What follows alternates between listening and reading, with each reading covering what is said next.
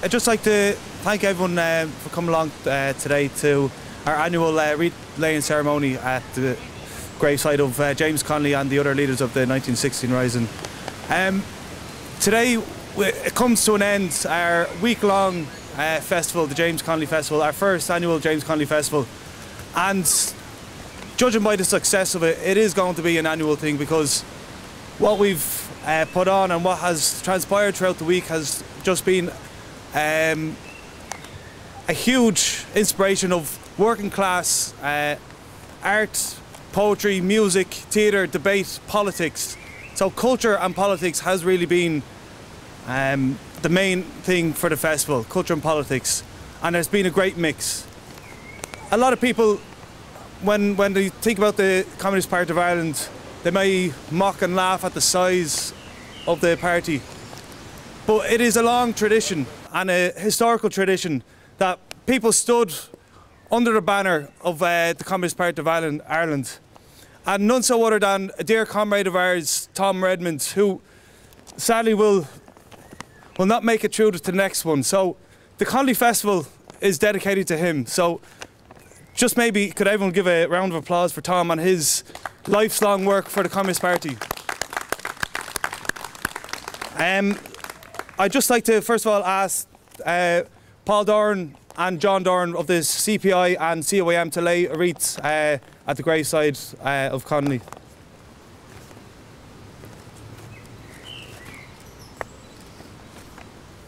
And those of you that have flowers, just like to invite you to lay them down around the graveside.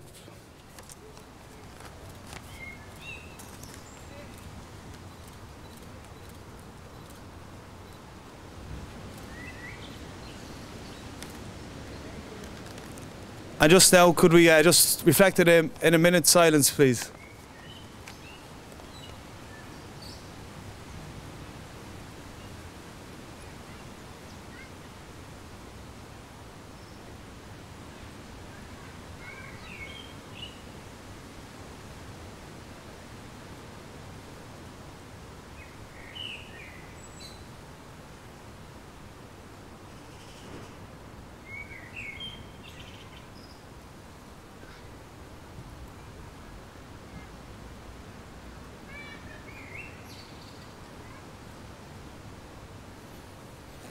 Okay, thank you.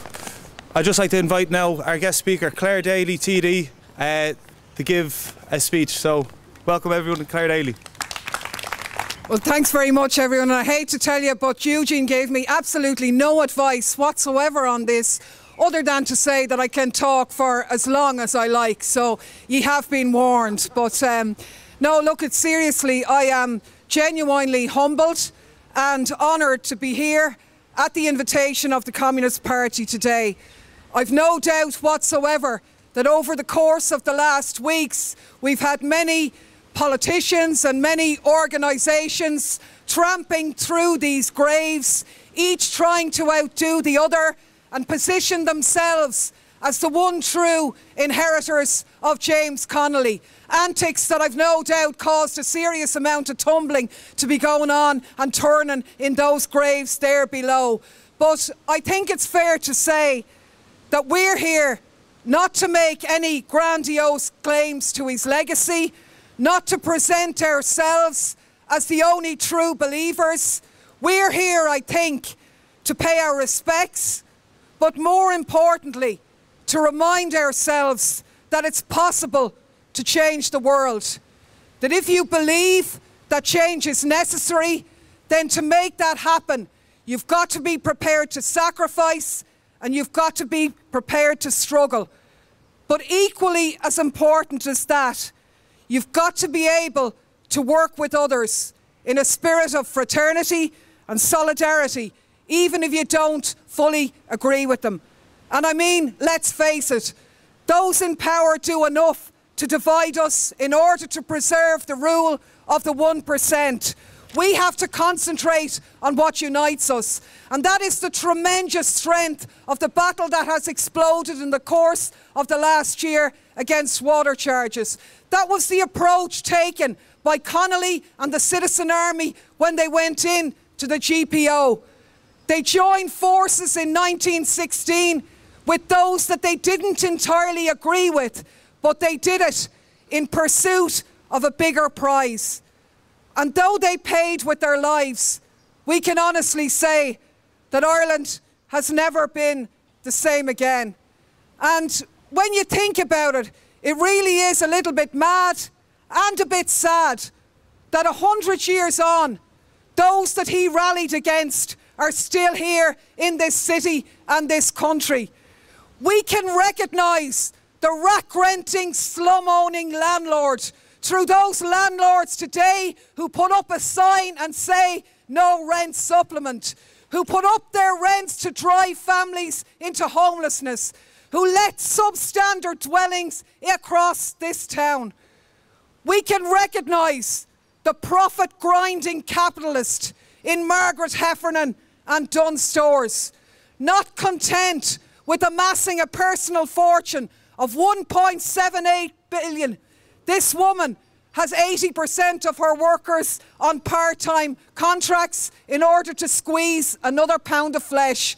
And when those workers make a stand to do something about it, 20 of them are sacked the next day after going on strike, and many others are punished and humiliated on a daily basis. Behaviour that William Martin Murphy would be proud of.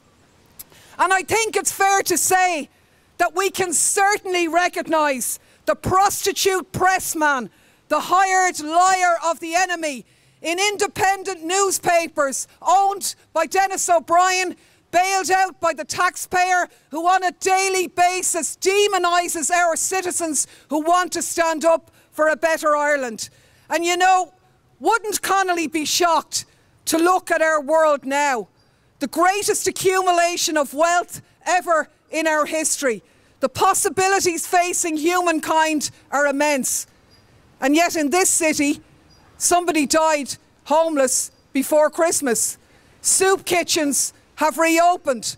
Children are going to school hungry. And 2 people died in our prisons in the course of the last few days. It is, I think it's fair to say, an obscenity that we live in a time when we have more than enough resources to give everybody a decent standard of living.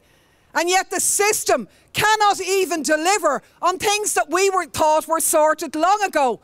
The idea that all children should have a right and access to education to achieve their full potential. Well, ask the parents of a child with special needs. The idea that we'd be able to access healthcare when we're sick, when this government wants to frog march us into private health insurance.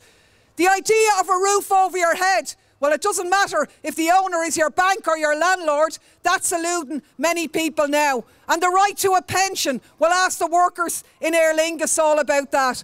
All of these things that we thought were rights and that were there as ours have been taken away in the neoliberal stampede. And do you know what? I honestly think we'll be telling our children that a secure, permanent, pensionable job was some story that they'll never get the benefit to hear about. Not to mind sick pay or the idea that you might go on a holiday once a year. How crazy is that? Our children are the first generation who are going to be poorer than their parents. Well, what an absolute indictment of neoliberal capitalism. The political establishment has used the economic crisis in order to carry out a counter-revolution and take back the gains that were fought for by Connolly and Larkin and the men and women who went before us in the trade union movement. They've stood over a Robin Hood in reverse, robbing the poor and the middle ground to enrich those at the top. And you know, I think it's a bit rich that they go on about that we all had to tighten our belts. We know that not only did the rich not have to tighten their belts, they had to open the buttons of their trousers to make room for the expansion and the extra wealth that Fine Gael and Labour have given them in government. 13 Irish billionaires, a tiny 250 people with a combined wealth of 75 billion. 75 billion that isn't subject to any extra tax. Multinationals and big business that doesn't even pay the paltry 12.5% corporation tax, while cleaning workers, catering workers pay 20%. The richest in society have got richer. Everybody else has seen their conditions driven down. And this is Ireland in 2015. And I have to say, there is a sad irony in looking at the posters as we came in here today, with Fine Gael correctly talking about equality in terms of marriage. But where's the economic equality? Where's the equality of living standards that our citizens should be entitled to? They talk of economic recovery, but it's only a recovery for those at the top at the expense of decent jobs, wages and conditions. And you know, I don't think there's any doubt but that we're heading back to the days of the dock workers, when Connolly and Larkin arrived in this town and first began to organise in this city. People were living day to day. They were at the whim of penny pension managers and ruthless foremen. Well, if those conditions are back again, the question for us really is the methods and the organisational tactics of Connolly and Larkin have to be reignited as well. And collective action and solidarity is the only way forward, in my opinion. So, as we gather here today, and when we ask, where, oh where, is our James Connolly? Well, we know he certainly isn't in the ranks of the party that he founded, propping up the descendants of Eoin O'Duffy. It was Connolly who said, governments in capitalist society are but committees of the rich to manage the affairs of the capitalist class. He must have foreseen Denis O'Brien in that statement. And how appalling to think that when he returned to Ireland in 1910, mortality rates and child poverty rates in Ireland were the highest in the Commonwealth, worse than Calcutta. And now his descendants are in government and we are third from the bottom in terms of child poverty rates in the EU. Shame on the Labour Party. And when we ask today, where oh where is our James Connolly? Well, I think we know that he'd be on the runway at Shannon Airport arm in arm with Margaretta D'Arcy. Of that I have absolutely no doubt. This was the man who put the banner over Liberty Hall that we serve neither king nor Kaiser but Ireland. This was the man who stood with only a handful of others against World War I that engulfed the labour movement across Europe when one after one they fell behind their own nationalist capitalist class and abandoned the international workers' movement. Well, not Connolly. And how appalled he'd be to know that probably as we're here now, there are probably 2 US military aircraft on the runway at Shannon. 55,000 troops passed through last year, 600 aircraft. But of course they weren't armed, they weren't engaged in any military activity according to our government, which begs the question, what in God's name were they doing then? Over 1 million civilians slaughtered in Iraq, the decimation of Libya, Yemen, Syria and so on.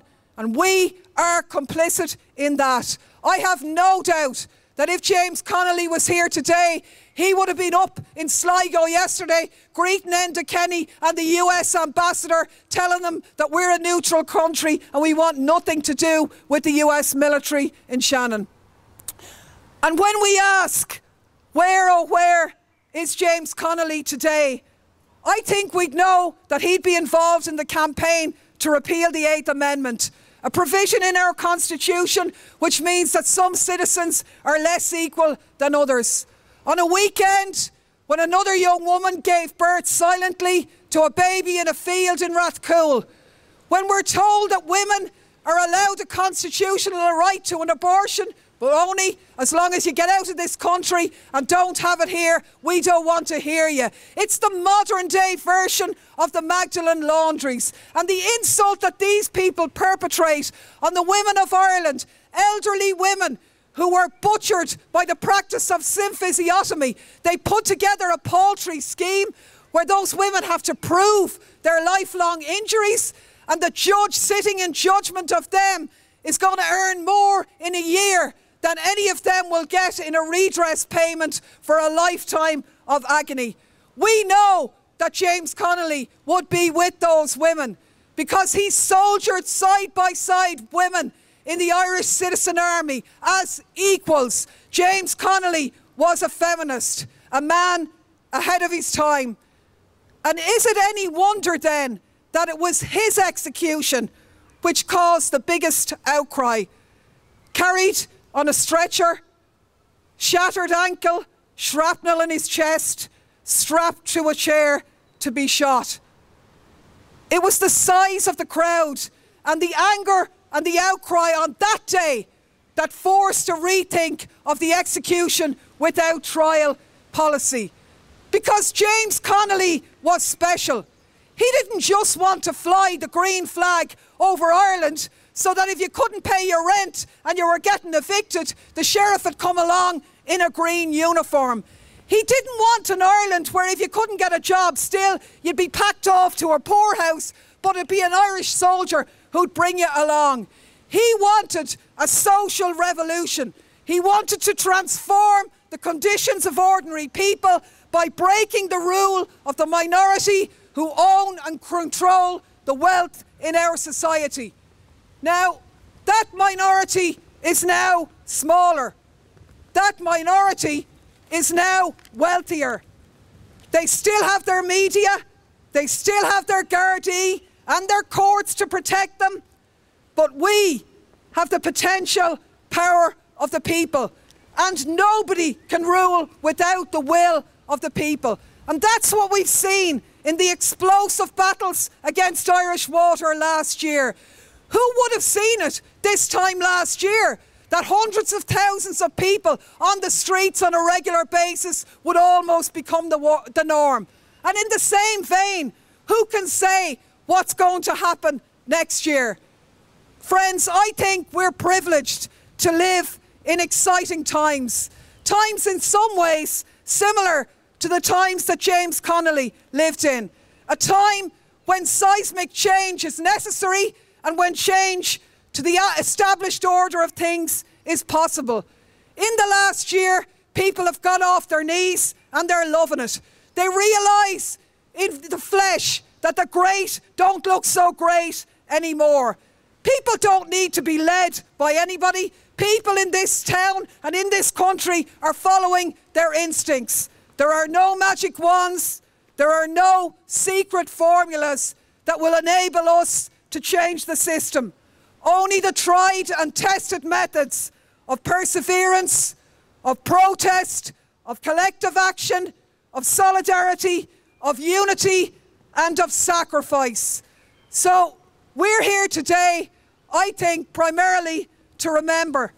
And as the song goes, we laid him down in yon green garden with Union men on every side, and swore we'd make one mighty union and fill that gallant man with pride.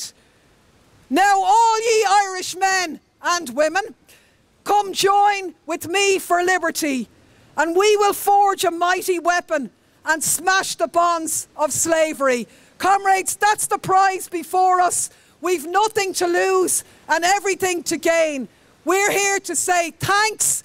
We're here to say the struggle lives on and that we will do all we can till our dying day. The people in power have misused it. A better world must be built. We salute James Connolly, his comrades, and all the men and women who went before us.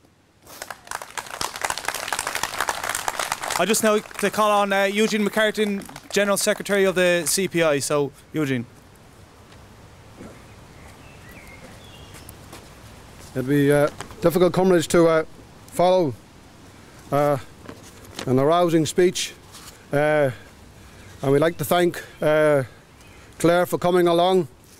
She has been a formidable opponent of the Irish political establishment in it all. She's been courageous in her defence and her actions in Shannon Airport in exposing the complicity of this state in the savagery and war in the Middle East and all parts of the world. We're honoured to have you, and thank you very much.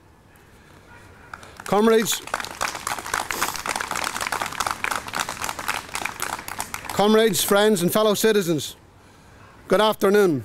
Once again we gather here in this memorial place of piece of ground to mark the life and the death of James Connolly 99 years ago, and the other leaders of the 1916 Rising, on all the other volunteers who give their lives in the struggle for our freedom and for a just and better world. We have come today, as we have done for generations, when many others ran for cover, ran away from the revolutionary ideas of James Connolly. Past generations of Irish communists and their supporters have marked this giant of our working class, but not just of the Irish working class, but of the international working class as well. Even on the battlefields of Spain, our comrades, along with the class-conscious Republicans, in the midst of the heat of battle, when they had lost friends and comrades, felled by the fascist bullets and shells, took time to honour Connolly, to draw renewed political strength from his political contribution and to the struggle for freedom and independence and for socialism. James Connolly's ideas continue to inspire new generations of young working class activists.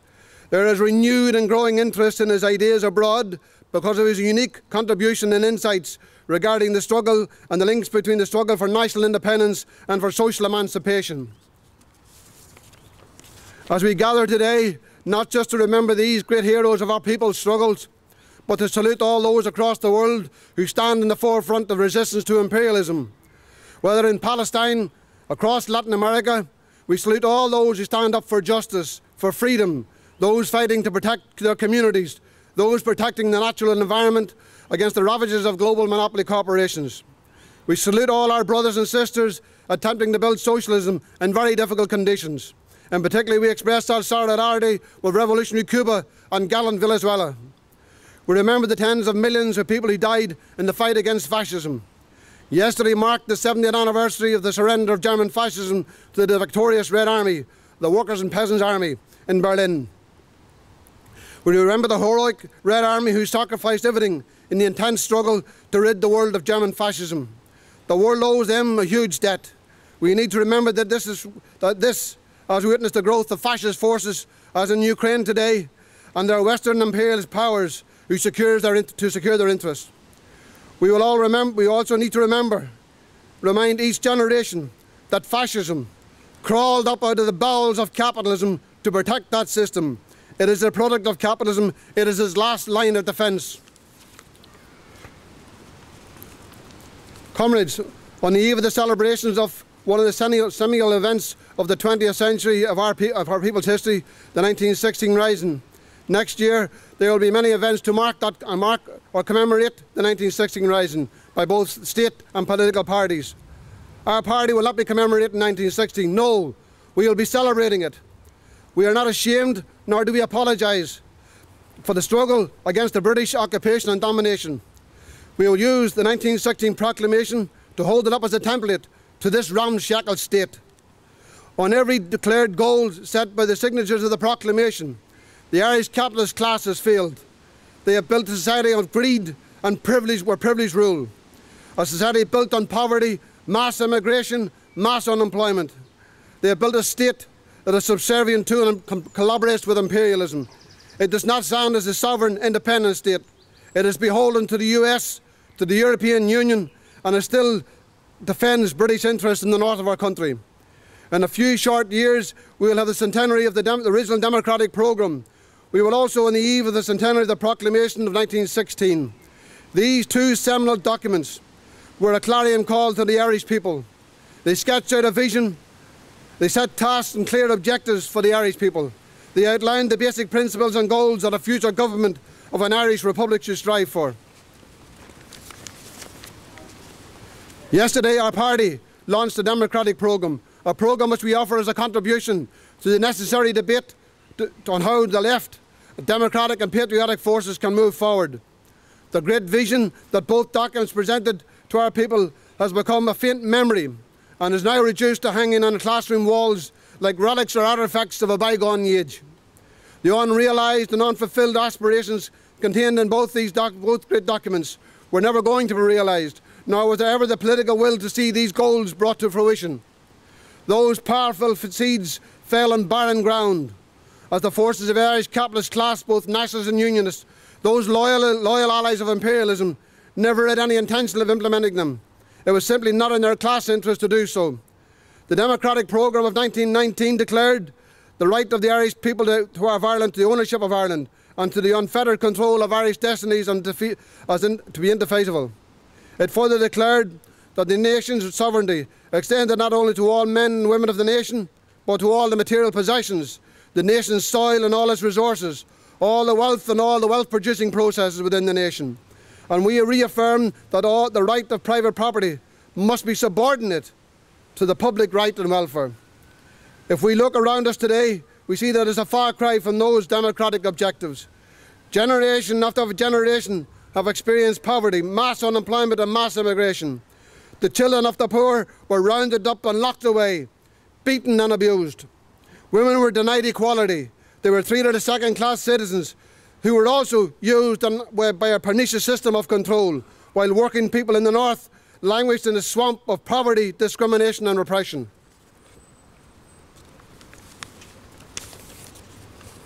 Yes, indeed, those words of James Connolly were all too horrific when he declared that the partition of Ireland would unleash a carnival of reaction north and south, a reaction that has blighted the lives of many thousands of our people, particularly working people north and south. What prompted the Communist Party to come forward with a new democratic programme was our wish to promote and encourage debate among working people about a way forward that would harness the energy, the talents, the justifiable anger, the passion and the dedication of those thousands of wonderful people, prominent among them the women of this country who have taken a stand against the draconian water charges. We are offering this democratic programme as part of a debate that is necessary among our people as to the way forward. We have witnessed a growth in confidence, in self-belief among tens of thousands of working people. For our part, we believe working people need to look beyond elections. We believe that we need to build upon to develop the people's anger, to channel their creativity, their energy, to push forward that a new type of society is needed. We do not accept the fetters placed upon us by the mantra of the rich and powerful, the mantra of there is no alternative. When working people have grown in the struggle, a struggle that has shown what can happen when the people's anger is focused and directed. It has shown that the struggle liberates people. It empowers them. It gives them a sense of their own strength. It shows them that in struggle that changes people and can change the conditions what they experience. We are of the belief that this great mobilisation cannot and must not be dissipated in solely election campaigns, nor should it be shoehorned into meeting the short-term aims of politically sectarians and political opportunist groups. A process can only sap the energy and anger of the people. People have just begun to realise that they have power in their numbers, that they have power when they are mobilised to bring about change. What we need is a vision for a better way forward that gives us hope where there is despair, to build unity and solidarity as against isolation and marginalisation offered by this system, that shows us that to solve the people's problems, they themselves must strive to take political and economic power. We need not just arisen people, but arisen people armed with their own vision, their own understanding of where they want to go and need to go.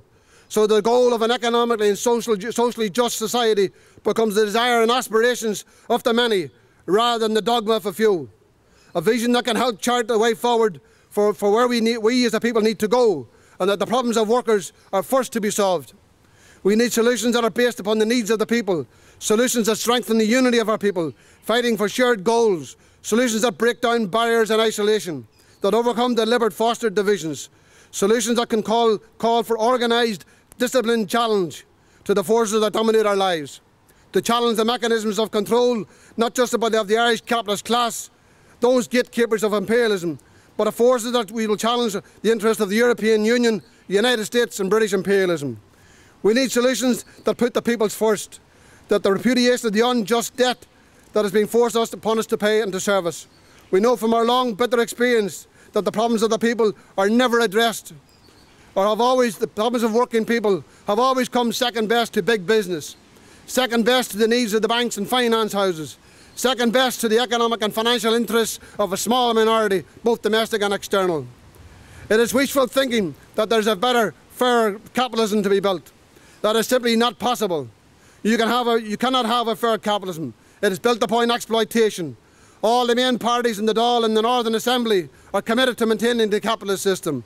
Some are simply looking for a better, fair capitalism.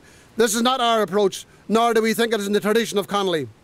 Connolly, who Daly and Daly exposed, struggled, resisted and organised against capitalism and imperialism, and finally has given his life in that struggle. You cannot have a fairer, better imperialism in the form of the European Union. That simply is impossible. It is based upon domination and control. It is based upon sustaining and maintaining uneven development. It is based upon the plunder of the world's resources. It is part and parcel of the global strategy of war and domination. We need to build a patriotic left bloc committed to challenging imperialism, committed to ending exploitation. At the heart of any transformative strategy must be the strengthening the hand of the hand of workers, and weakening the power of capital, the power of the global monopolies. We need to build a movement committed to seeing the two failed institutions imposed upon our people confined to the dustbins of history. A movement of patriotic forces committed to filling the aspirations and goals of the goals of 1916 proclamation and the democratic programme. A movement of the people to establish a definitive All-Ireland Republic. A movement led by, central to, the working class. We need a strategy that opens up the road to challenge an imperialist domination and control. It is by gathering the forces to push forward to socialism, and to the heart, and at its heart, must be the Irish working class. Change is not given to us. We must take it in our own hands.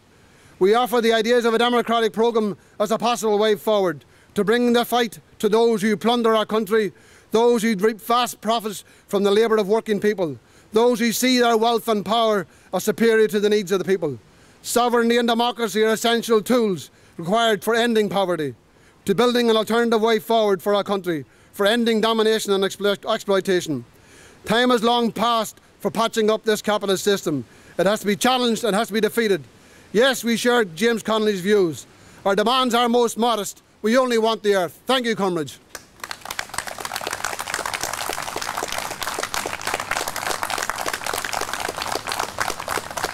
Thank you, Eugene. Okay, so that brings to conclusion this ceremony and the James Connolly Festival 2015.